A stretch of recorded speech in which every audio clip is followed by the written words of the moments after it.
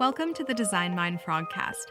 Each episode, we go behind the scenes to meet the people designing what's next in the world of products, services, and experiences, both here at Frog and far, far outside the pond. I'm Elizabeth Wood. Today on our show, we're expanding on last episode's conversation on the future of mobility. Specifically, we're digging into the evolving world of electric vehicles. To do this, we're joined by Melodie Hoke, Director of Product Design in Frog's London studio. As the daughter of a hairdresser and a session drummer, and with a background in fine art, creativity has always been core to her life. Now, Melodie has assembled a team at Frog to research the issues facing EV usage today in an effort to design creative concepts for what a life driven by mass EV adoption could look like. Here's Melodie now. We never start assuming we know everything. We start with the curiosity and write down and clearly plan out what do we want to know and what do we need to find out and why. And that's the fundamentals of how we would plan research. So asking those questions is a really important first step. It's kind of like an onion where you start on the outside and you get deeper and deeper into every layer. You would start with some initial questions and hypotheses, see what we can find out from first desk research, market research, intensive Google searches, basically. Then from there, we have a better idea of smarter questions to ask, for want of a better word, things that get a little more into the detail of the space. My name's Melodie Hoke, and I'm a director of product design at Frog. I'm based in London, and I also lead our automotive practice here in the UK at Frog. My sweet spot, though, is designing new value propositions and experiences that might not even exist yet, or taking existing experiences and reimagining them into a new form that works better for people. The impact I'm hoping to have is inspiring my team to really believe that design can drive positive change, and particularly that design should drive sustainability and inclusivity. We should be designing for everyone, and we have a responsibility to do that. And also, I would hope I'm having the impact of making work fun. I think that's something we often overlook, that work needs to be something that we enjoy, especially if we're making something creative. If we're miserable while we're creating, we're not going to create anything great. So try to bring joy to work so that we can bring joy to customers that interact with the things we make. As lead for the automotive practice in the UK, Melodie is particularly interested in the scaling up of electric vehicles. I'm really passionate about electric mobility, especially the impact it can have for driving a move towards net zero and sustainability overall. So I can't say any specifics, but working a lot in this space with various clients at Frog, helping to reimagine what the next step of electrification could look like and how that might scale. I recently purchased a plug-in hybrid electric vehicle, which I try to run as mainly an electric vehicle, running it in E-mode almost all of the time, and experienced firsthand a lot of the pain with the public charging network. I live in a flat in relatively central London, so don't have the luxury of a driveway, and I know that not just for folks living in cities, but folks in even some more rural areas or towns or different parts of the UK, quite a large number of people don't have driveways, and a private charging wall box is just not an option for them. So through the frustration, I started thinking there's got to be a better way to be charging my car and to be experiencing what it's like to own an electric vehicle, and thought, how can we design a better experience for owning and charging an EV?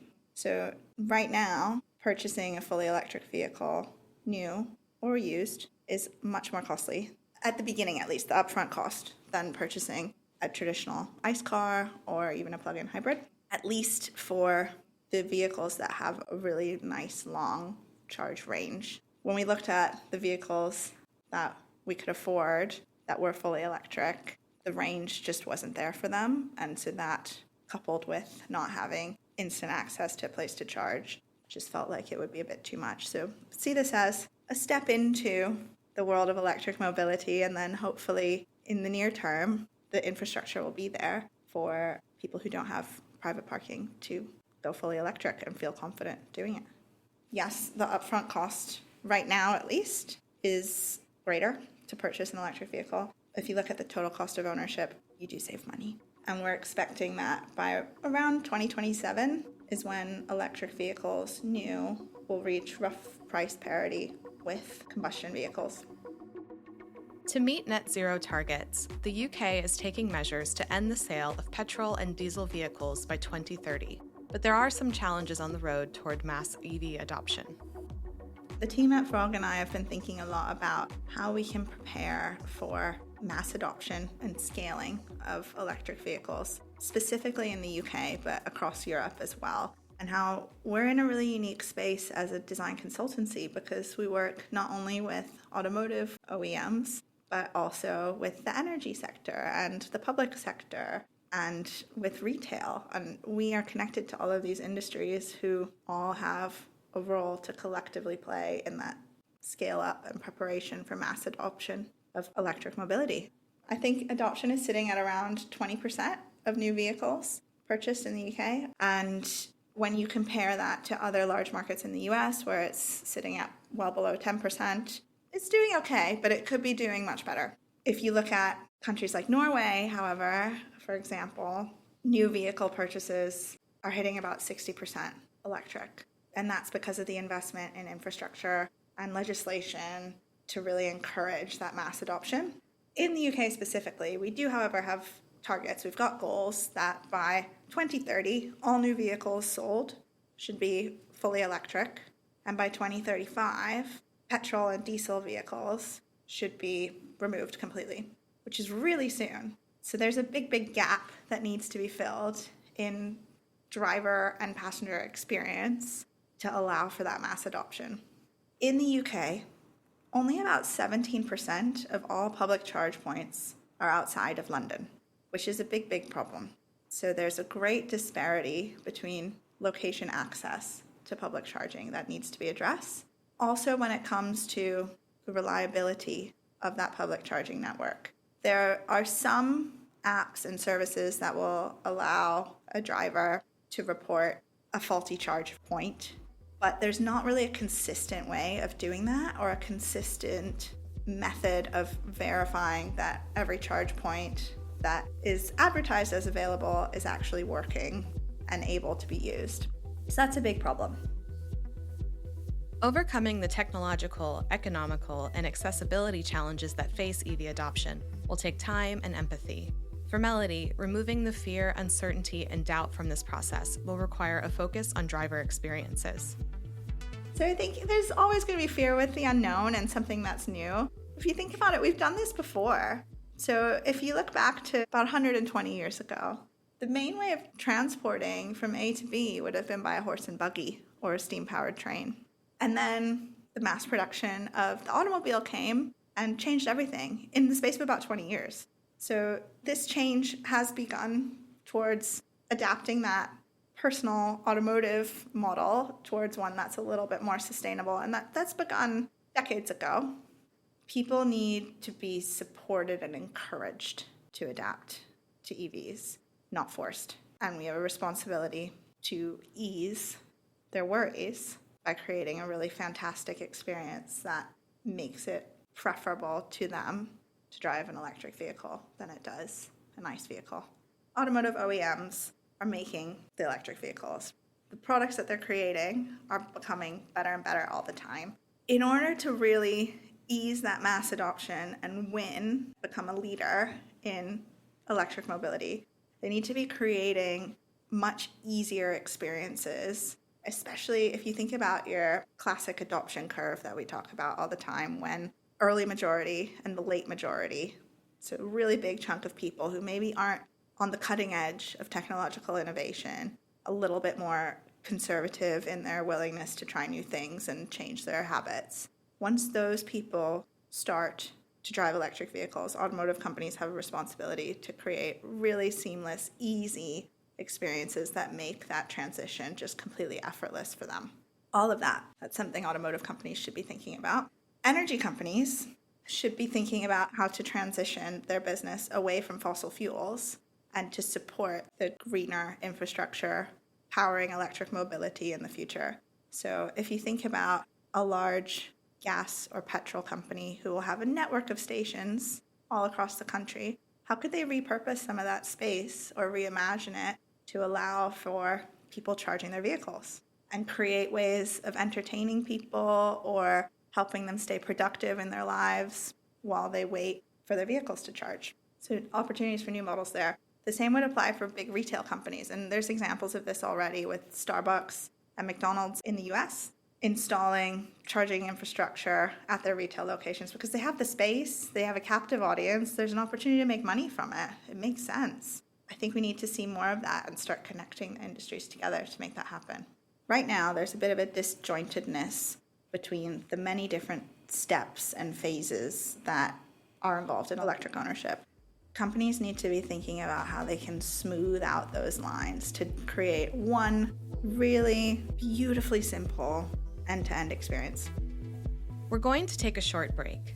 When we return, Melodie will share more about how her team at Frog is exploring concepts that support EV adoption and enable seamless eMobility experiences.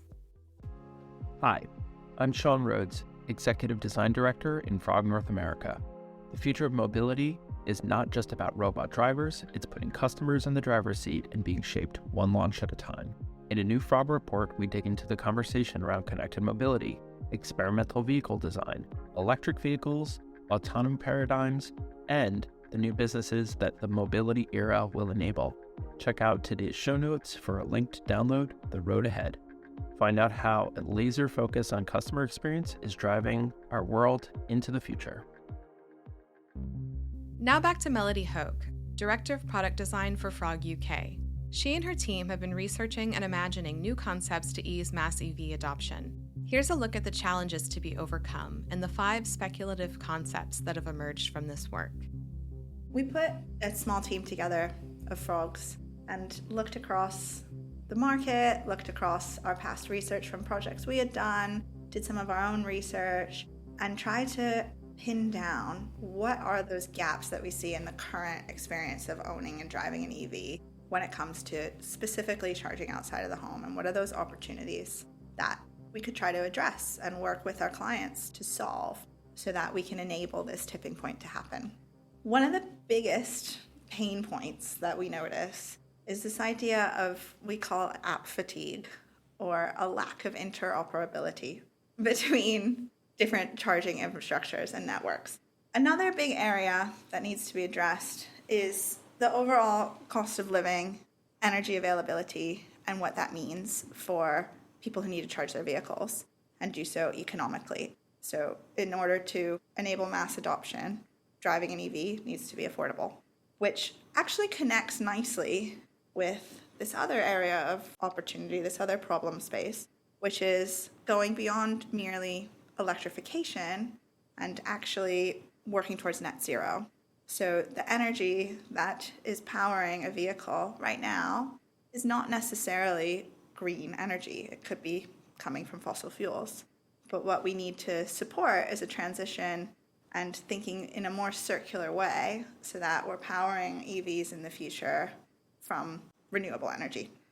Another area that needs to be addressed, a big problem, is educating new EV owners, especially if you think about owning an EV for the first time. And when we look at once the mass market starts to drive electric, there's going to be an education gap that will need to be filled, and people need to be supported in order to feel confident and have trust that they're going to be able to charge their car, get to where they need to get to, anxiety-free, be able to do so economically and efficiently and without any pain or inconvenience. So that education gap needs to be addressed. Then looking at accessibility. So this relates closely to access in terms of geography, but we also need to think about accessibility to charging more broadly in terms of how do we create a charging network that is inclusive of the unique needs of different kinds of drivers, different abilities, locations, cognitive models. How do we ensure that it's accessible? The 5 concepts Melodie and her team explore go far beyond the automotive industry, finding ties in energy and utilities, the public sector, and retail, among others. The first concept centers on access to eMobility charging points. For local authorities, to make it easier for them to use AI to model, we created this concept called dual grid. So for starters, we were observing this real lack of data and analysis that exists in local authorities and their ability to plan charging networks. So a lot of the public charging infrastructure, at least in the UK, rests with local authorities. About 45% of councils in the UK found that a lack of data and a strategic direction were a real barrier in delivering that charging infrastructure. So we thought, okay, we know that, and we know that by 2030, the charging infrastructure is going to have to expand by 10 times. So there's got to be a way of solving that data gap. So we thought, what if, as an idea, we could use AI to make modeling and planning charging infrastructure much easier and more efficient for local authorities? So could we pool together data across traffic cameras to know where electric vehicles are parked? Could we look at purchase orders? Could we use planning permissions and requests from different sources to identify for local authorities where are the best spots to position charging, and then actually help automate their application process for grants to make it much easier to roll out at scale? That's what we were thinking about. It could be a digital twin and would boost efficiency and accuracy. The second concept explores the role that the retail industry has to play in EV adoption. For retailers and energy providers who have a public infrastructure, we created a concept called Tricity. We were thinking about how petrol stations or gas stations and retail today could transform around what the future is going to look like in the next 5 to 10 years. People are going to have time, at least in the immediate future, while they're charging their vehicles. And so there's this real opportunity for retailers to take advantage of that time that people are going to have. So the average wait time for a 100-mile charge on an EV right now is about half an hour. So that's 30 minutes where you'll have a captive audience. What are you going to do about it? How could you take full advantage of that as a retailer and create an experience that will incentivize consumers to charge their vehicle and visit your retailer? So what if we created some kind of a loyalty program that actually rewarded EV charging and was connected to retailers or even local businesses? So could this be rolled out for small and medium-sized enterprises? You could be a member, you could pre-book for your charging points, and you could benefit even from door-to-door service in your vehicle. So there could be models that flex for waiting in your vehicle, which is a much preferred behavior in the US. Interestingly, for charging, people tend to stay in their cars and do something, versus in the UK and around Europe, where we like to get out of our vehicles, walk around, do something. How can we design models around that? Concept 3 aims to fight app fatigue common with software-based services, instead emphasizing the need for physical products. For app-free charging on any network with a single monthly subscription, we created a concept and we called it Pebble. It's a physical smart object that looks like a pebble and sits in your vehicle. Talking about this interoperability and app fatigue, so we were thinking, is there a way we could remove the need for an app completely? Wouldn't that be really convenient? You don't need an app to fill up your vehicle with gas right now. You just fill it up at the tank, you pay, and you go. What if there was a way to make that even simpler and you have a subscription baked into your vehicle? Maybe there's some kind of a smart object that enables this, like a smart cable or a smart plug port. So all you have to do is just plug in your vehicle and walk away. And you've prepaid a monthly rate as a subscription for your entire month of charge. You don't have to worry about it. You don't have to fill out any forms. And this kind of a plug-and-go model is accepted at multiple charging networks across the country. Would make everything so much easier and really effortless for especially that early and late majority when they're learning how to drive an EV. Concept 4 imagines new financial models for EV adoption. An all-encompassing car as a subscription model concept we called Locomoto. The other thing we were thinking about as a team was, how do we avoid confusing first-time owners? So if we're going to scale EV adoption rapidly by 2030 and beyond, that means 8 million new EVs expected on the road in the UK by 2030. And we've already seen just in the last year a 38% increase from 2021 to 2022 in EV owners in the UK. We thought, okay, what would make it much easier for people to start adapting their lifestyle in this way, maybe before committing fully? So we thought about the car as a service model as a way of allowing people to try before they buy, build confidence, and also bake in all of those extras that come with car ownership to make it much easier for them. That plus the car as a service model has a projected global value of $225 billion. So there's a really ripe opportunity here. We thought about what if we could create a car as a service model that is even white labeled for OEMs, so it's really easy to adapt in different business models. And it could include for customers not only your car payment at a monthly rate, but your fuel cost. So you could have access for a single fee, access to multiple charging networks across the country or even the world. Could also come with roadside assistance, extra support, servicing, care of your vehicle, everything all in one monthly payment. And then have the ability to try electric vehicle ownership before you fully take the plunge. The fifth and final concept Melodie and her team imagined challenges conventional notions around vehicle ownership. For short-term rental and fleet companies, we created a concept called Charge Up. Thinking about ownership in new ways and what kinds of different models might exist in the future. In addition to the car as a service, we were also thinking about short-term rentals. So both in the way that short-term rentals exist today, so you think of holiday car rental companies, but also short-term rentals and car sharing like Zipcar. There's growth that's expected year on year in these industries at around 15%. Also, if you look at Gen Z, so people who might not be purchasing new cars all the time right now, but will be very soon, 43% of them, at least now, say that owning a car is not important at all.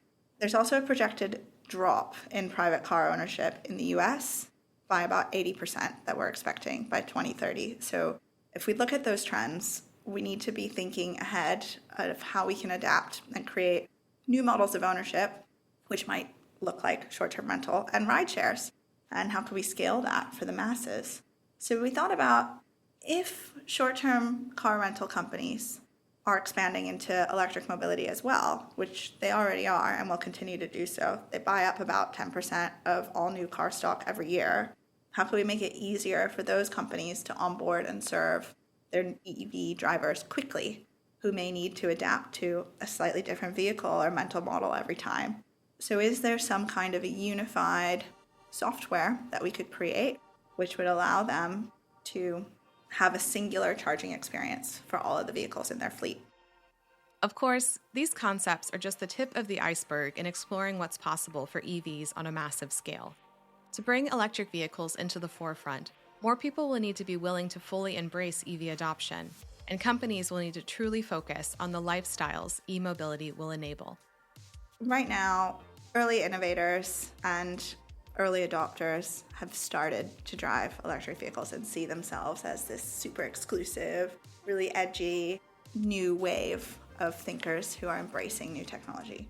The next stage is going to be when people who are a little bit more uncomfortable with embracing new technology, especially for something as central to their life as their car. I mean, that's a really important part of many people's lives. You might have family memories in your car. You need to rely on it to see the people that you love. It's your means of going on an adventure. There's just so much importance that people hold on to for their cars. Encouraging adoption from people who are a bit afraid or worried by changing the car as they know it is going to mean we need to design fantastic experiences that will make it seem like a no-brainer to them and actually make their lives easier. For Melodie, shaping the future through design is essential to making life more meaningful. During our conversation, Melodie also shared some detail about her placement as jury president of an international design competition and what potential applicants should be thinking about to succeed.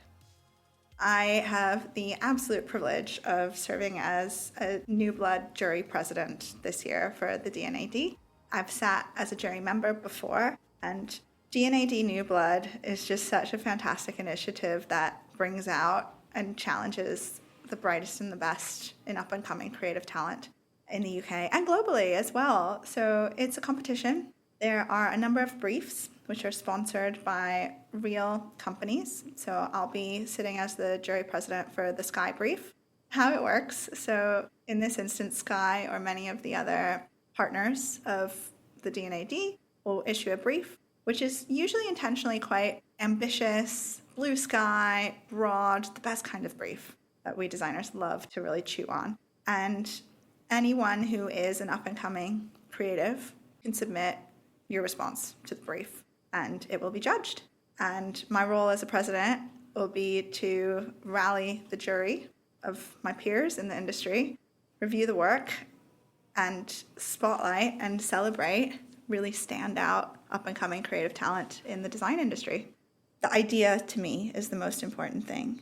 Be on brief and think of something that's really fresh and unique. That's what is so amazing about new talent, new blood, so to speak, is this fresh, untainted perspective that people bring. So focus on the future, come up with something big, and it should be really bold. That's our show. The Design Mind Frogcast was brought to you by Frog, a leading global creative consultancy that is part of Capgemini Invent. Check today's show notes for transcripts and more from our conversation. We really want to thank Melodie Hoke for sharing her expertise and a look at her team's work exploring innovative concepts. For more on the future of mobility, find a link in our show notes to download Frog's new report, The Road Ahead. We also want to thank you, dear listener.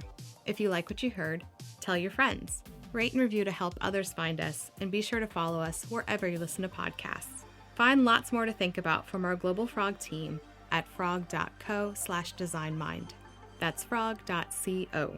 Follow Frog on Twitter at @frogdesign and @frog_design on Instagram. And if you have any thoughts about the show, we'd love to hear from you. Reach out at frog.co/contact. Thanks for listening. Now go make your mark.